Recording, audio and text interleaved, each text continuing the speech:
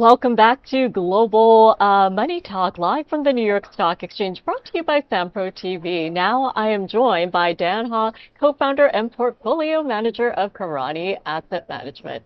Hi, Dan. Happy Monday. Great to have you back. Happy Monday. Glad to be here. Thank you.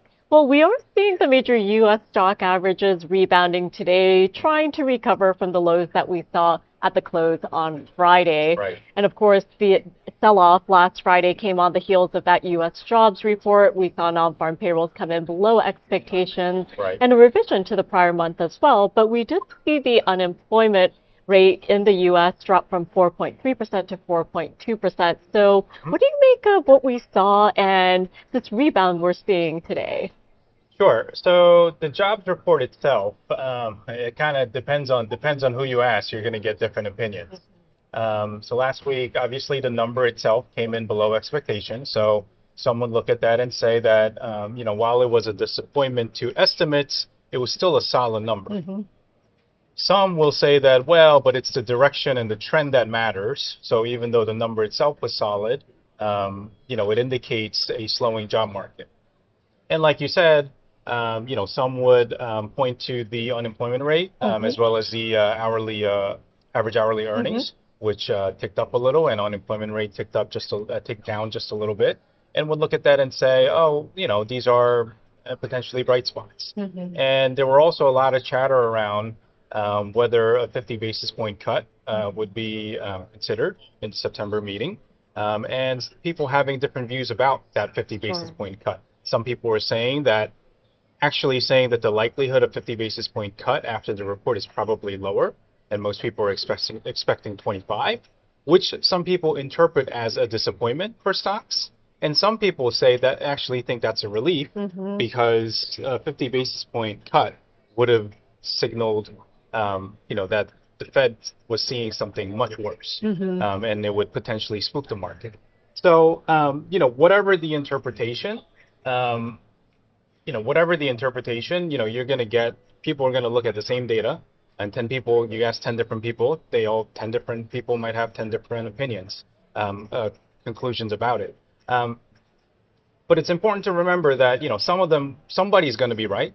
We just don't know who, right? And when it comes to, predicting, when it comes to predictions, one of my favorite quotes actually comes from Lloyd Blankfein, who ran Goldman Sachs.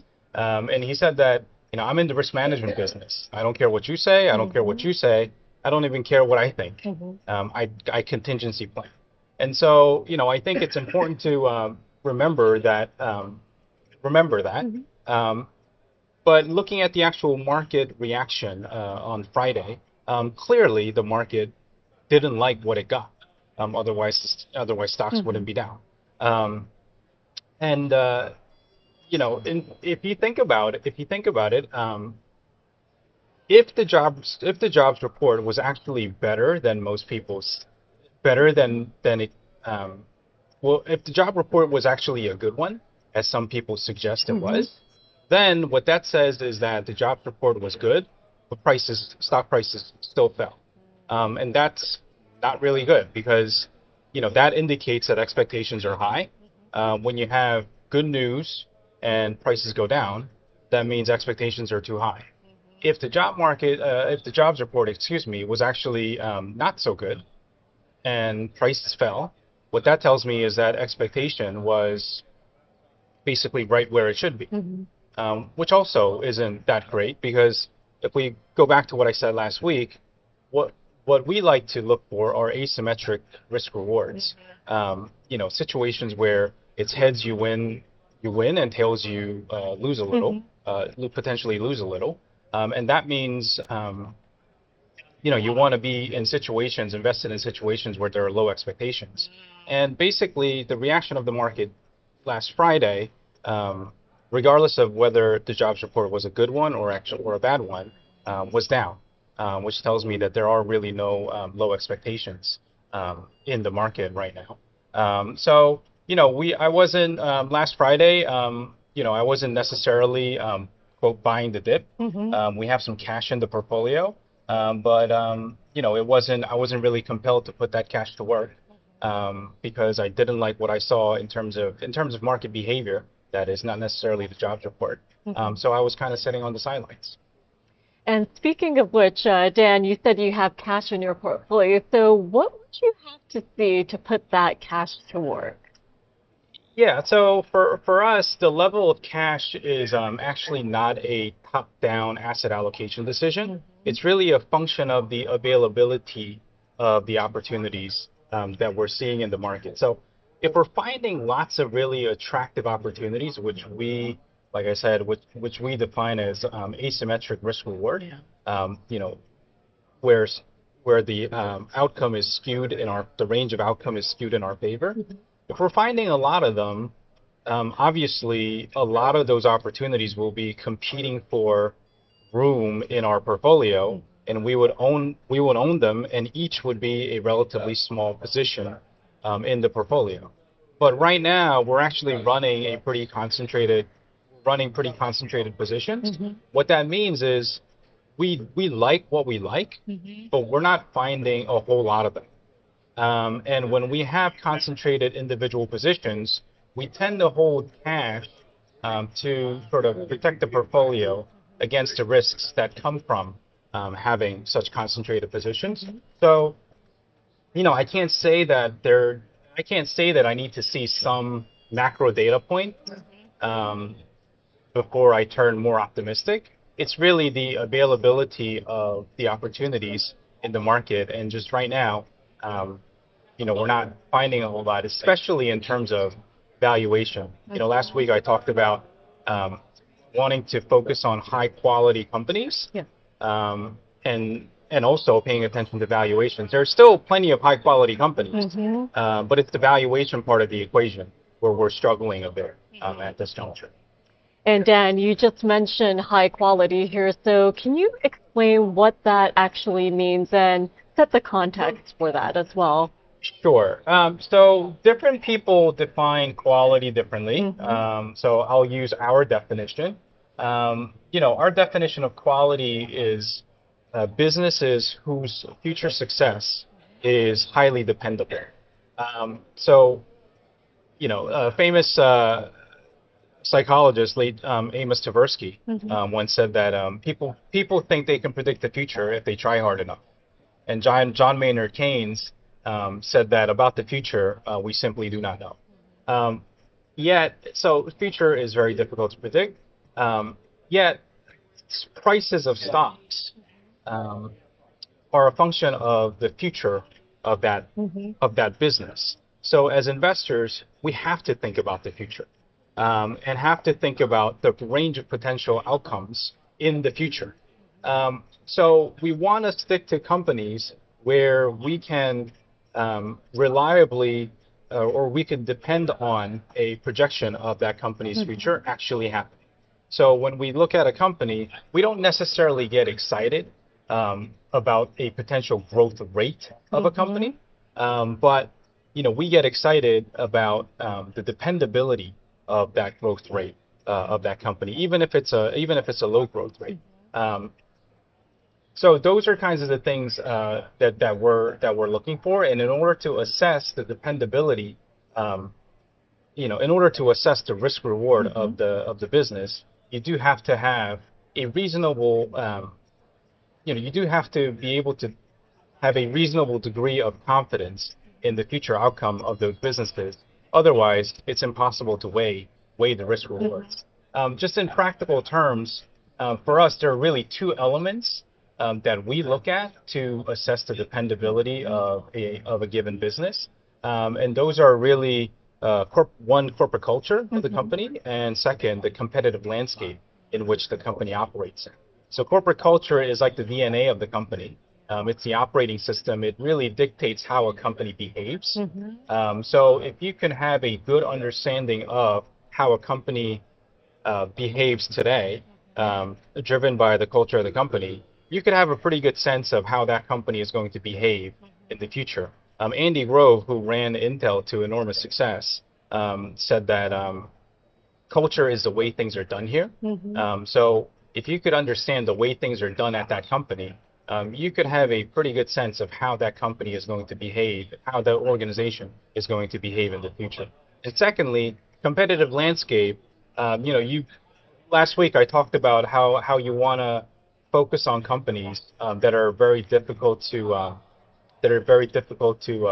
replace or replicate. So the tougher it is for a company to be replaced, or for a competition to replicate that business, the more certainty you can have about that company's success continuing on into the future. So that's how we define. Yeah, and Dan, before I ask you for some examples here, Sure. can you give us a better idea of how you personally look at company culture of organizations? Because for retail investors who might not have access to information and they just get anecdotal evidence, how can you actually assess what a company or an organizational culture actually looks like? Sure. That we get that question a lot, actually. So culture in and of itself is not just one thing. And you can't really measure culture. But there are aspects of an organization or any organization that tells you about the culture of that company that can actually be measured. So, for example, Okay. if we're talking about a manufacturing company, something like safety statistics and comparing that against the industry peers or the history of safety of that company, that tells you that's a measurable thing, and that'll tell you about how the company thinks about safety of its employees at that company.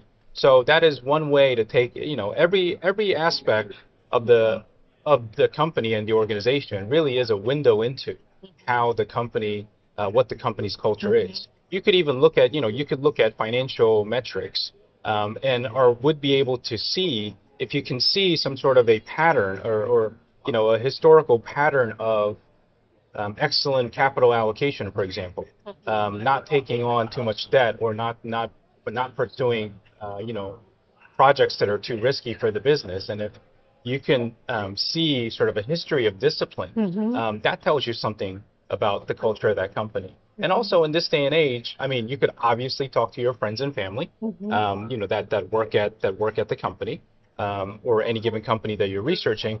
But in this day and age, through social media and internet, you could actually find out a lot about how the employees of that company feel about working at that company. And the last thing I'll say is the rise of ESG has actually been favorable in this sense because it has forced a lot of companies to disclose more and more information about their corporate behavior. So, if 20 years ago all they were disclosing were financial data, now more and more companies are voluntarily disclosing information about their behavior as a corporation. So those are the things that we look at to kind of pull all the pieces together. And then obviously at the end of the day, there is a lot of sort of art involved in trying to figure out what matters, because you're going to have to look at different things for different industries. And for any given company, like for instance, if a company has a CEO change, depending on the context, that might be a good thing or a bad thing for the culture of the company. So, there is a lot of art when it comes to figuring out what it is that we have to look at. But in terms of measuring and really using hard, figures and measures to assess the culture of the company, that is very much doable. Yeah, and Dan, before we move away from this, since you mentioned ESG, there are different rating systems, and at least here in the US, there are different firms that publish ESG figures for the major companies. So we might be learning about the environmental, social, and governance factors of a company. And I'll just throw out a name out there because they've been in the headlines, and that is Starbucks. So the way they might treat their employees. So if they work for a certain number of years, perhaps they get benefits or tuition reimbursement, or how were they treated within the organization? I think it's really helpful to look at those ESG figures, but sometimes because there are different numbers that are published by the different firms, how do you know what to look at in terms of corporate culture?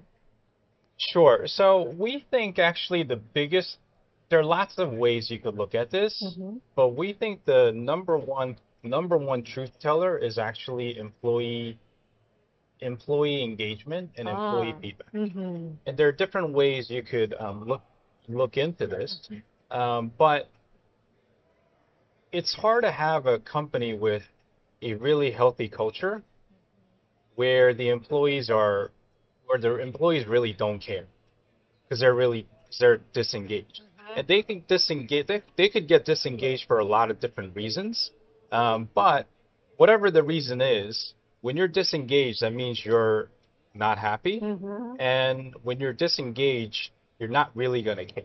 So I don't know if I'm sure you've had an experience, calling, trying to get some help from, some customer service Mm-hmm. organization at a company or, in a store. And Sure. if Mm-hmm. you've dealt with an employee who just really didn't care, Yeah. how was that experience? Yeah. I'm sure it Not wasn't great. right. I'm sure it wasn't great. And I'm sure a lot of us have experience working in organizations where, after a while you said, you know what, I'm just not even going to speak up and express my Mm-hmm. views Mm-hmm. because they don't do anything about it anyway. So why should I bother? Mm-hmm. It's kind of impossible to have a company with a thriving culture of innovation and outdoing the competition when you've got a group of people who just say, well, I'll just do the bare minimum and collect my paycheck. So employee engagement is something that we think is the biggest truth teller, Mm-hmm. and we also try to actually match that with um, customer satisfaction, which is increasingly more and more available. So customer satisfaction data. Mm-hmm. Um, we think it's pretty difficult to have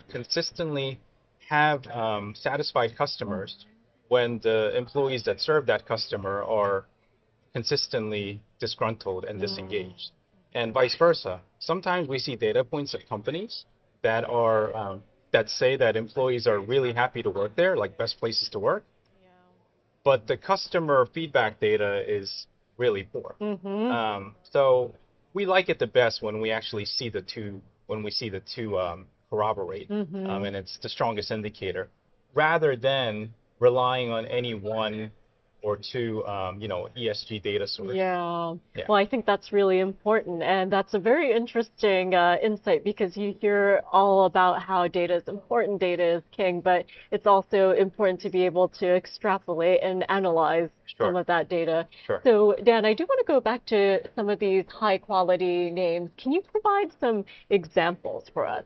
Sure. When it comes to culture being a predictor of behavior, Mm-hmm. you could think of a company like Costco, for instance. I don't know if you shop at Costco. I have, I yes. shop I shop Mhm. at Costco a lot. Costco operates in a highly competitive industry of retail. But for some reason, over the decades, they figured out a way to consistently outdo and perform better than Mhm. their competition. Um, Costco essentially does this by executing its philosophy almost religiously, Mhm. which goes back to its founder. They have a pricing strategy that's been very consistent throughout the years. They only mark up their prices 14 to 15% of the price that they pay their customers. Mhm. So sometimes, interesting thing about that is rather than pricing to the market, Mhm. pricing to where the other competition is pricing the product, they're always pricing it off of the price that they got, and they're just adding 14, 15% on top of that to sell. What that means is sometimes you could actually leave some money on the table because if a certain product is being sold at a much higher price at all the other retailers, you can just match that price. Yeah. But they won't. If they got it for a cheaper price from their source, they're only going to mark up 14, 15% and just give it to their customers at a Mhm. lower price. And by doing that consistently over the decades, they build brand trust with Mhm. the customers who know that when they come to Costco, they're always going to get the best value. And so that's how Costco wins. And this kind of execution is it's really the culture. It's being driven by the culture of the Mhm. company. There's nothing really, no one piece of technology or a patent or something that protects the company from competition.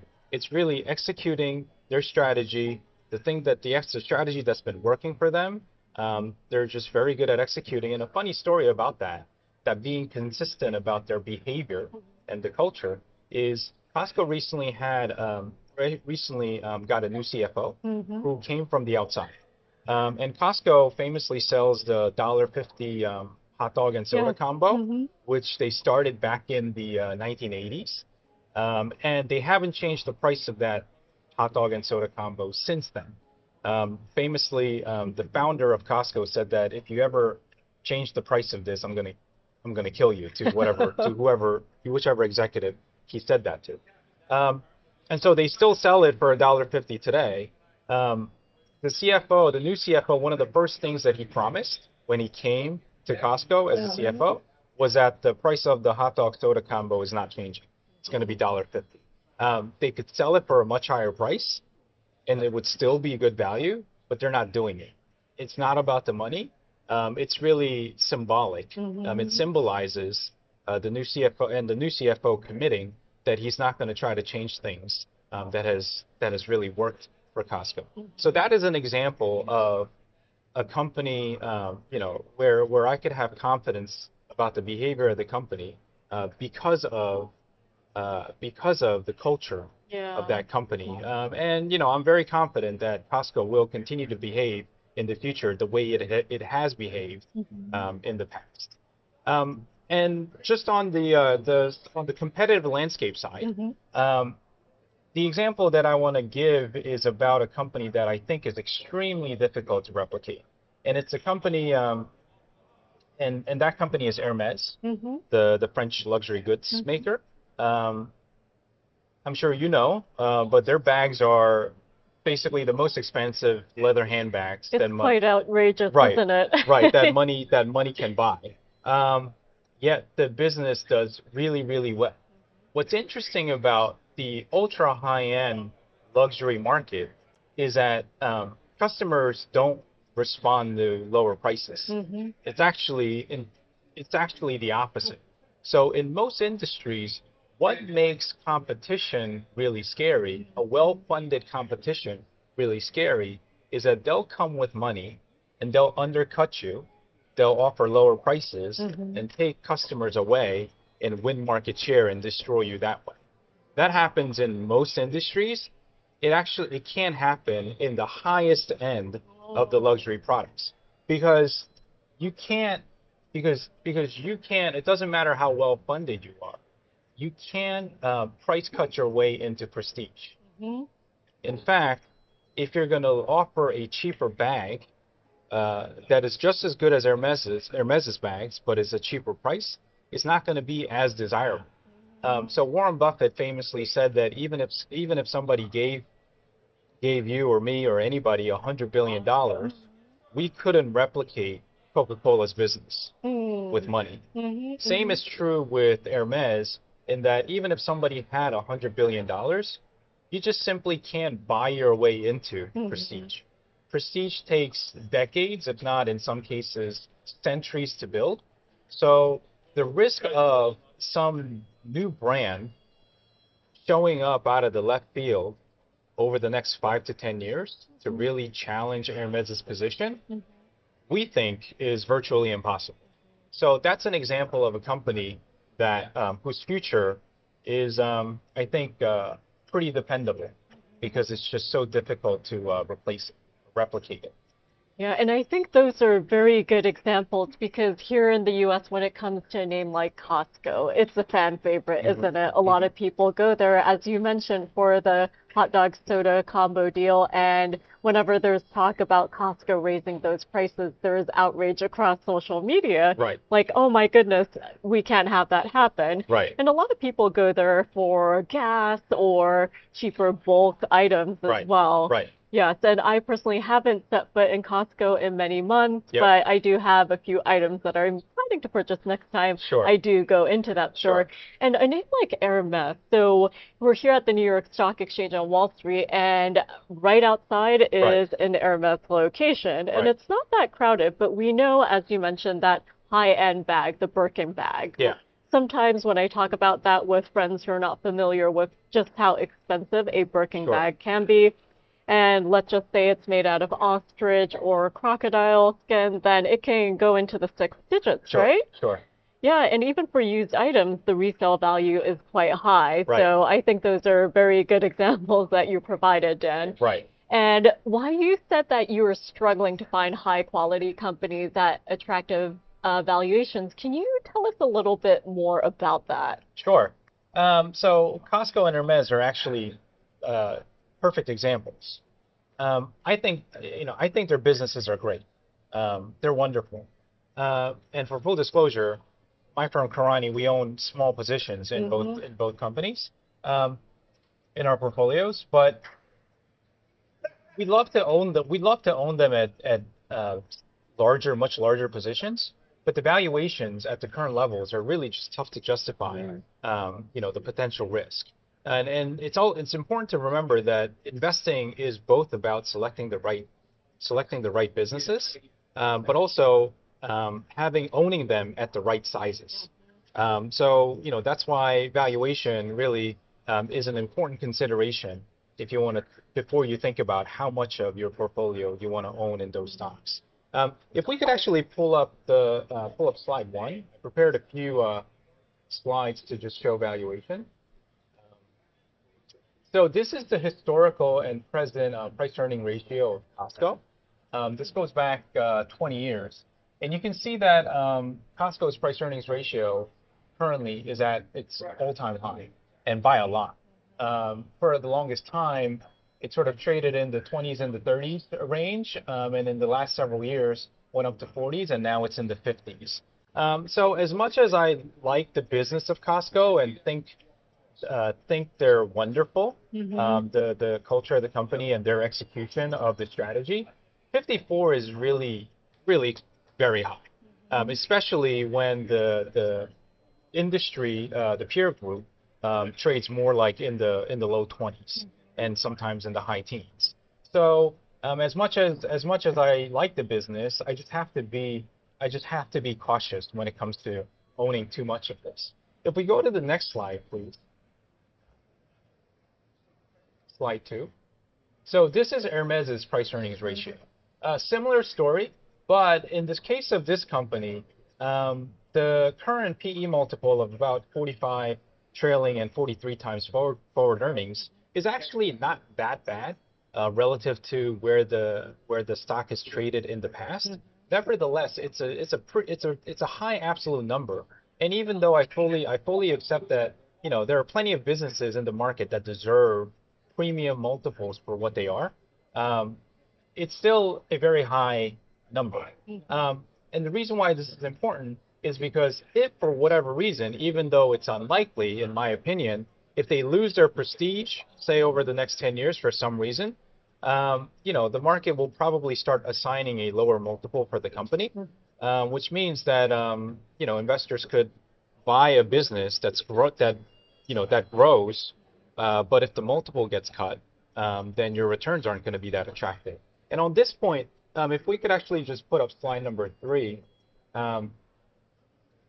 This is work done by Michael Malvison at Morgan Stanley, whose work I highly recommend, by the way, to anyone serious about investing. This shows that the earnings per share growth and PE multiple change have driven over 80% of the S&P 500's return over a decade's time. So finding companies who can grow its earnings per share, which is basically driven largely by the growth of the business, is very, very important. And equally important is not paying too high a price, because like I said, you could have a company that grows, that basically doubles its earnings per share over a 5-10 year period. But if the multiple gets cut in half because the market was actually expecting, a triple or a quadruple growth of earnings, then even if the earnings double, you're going to be flat on your returns because the multiple got cut in half. So it's very important to remember that those two, earnings growth and multiple, really are the biggest drivers of equity returns. That's why such high importance, I think, needs to be placed on those two things. And Dad, I think it was very helpful to see both of those charts and to see that contrast as well in terms of PE ratio. Well, we are heading into the final minutes of the show, and I do want to mention that we're seeing continued advance for the major averages right now. We're seeing the Dow up over 1%, up by 1.3% on the session, while the Nasdaq Composite Index continues to gain and is higher by triple digits as well, or 0.9% on the session. Meanwhile, the S&P 500 is also up by 1% and is up by nearly 60 points on the session. So very quickly, Dan, before we wrap up for today, as we head into the rest of the week, we do have key economic data releases. But since we're talking about valuations, what do you make of the price action that we just saw for the Mag 7 names? Sure. So first of all, I don't really think about Mag 7 as sort of or those 7 stocks to necessarily be in the same group, other than to share a catchy description. Some of them, their opportunities, their valuations, their risk have become quite idiosyncratic, meaning very company specific. So I think I think one needs to look at them really individually, but without going into every single individual names. What I will say is I do have a strong preference for companies that have a high software aspect to their business. I've discussed in the past about the stickiness of the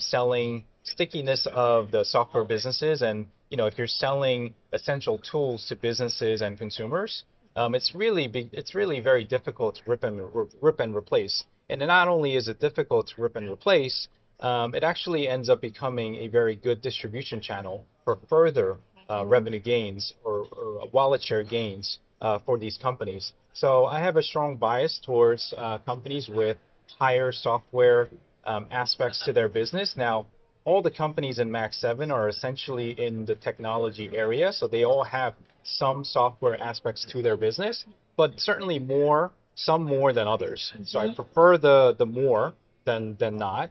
And among those, the lower the valuation, the better.